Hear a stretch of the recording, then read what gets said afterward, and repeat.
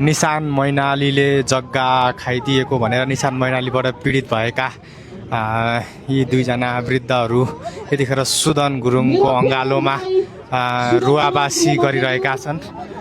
सुदन गुरुङ अहिले यहाँ माइती घरमा आइपुग्दै गर्दाखेरिमा यहाँ रुवाबासी मचिएको छ। यतिखेर सुदन गुरुङको काखमा यतिखेर रोइरहेको छ। अरूको आवाज सुनिन्छ भने यो अवोध प्राणीहरूको आवाज सुन्न अलिक गाह्रो छ।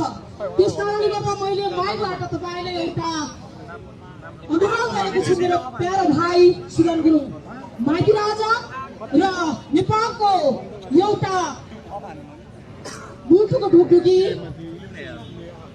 गृहमन्त्री प्यारो भाइ यो अवोध प्राणीहरूले धेरै दुःख पाएको छ।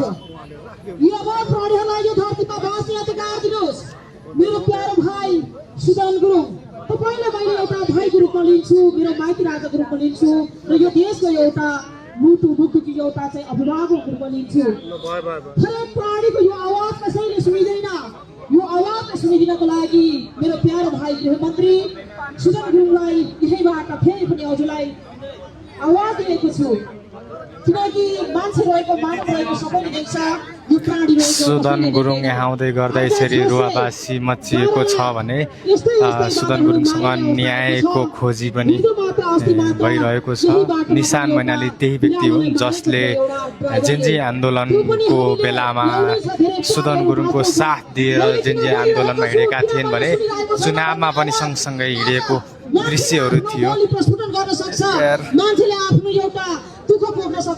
सुदन गुरुङको अँगालोमा रुवाबासी गरिसकेपछि अब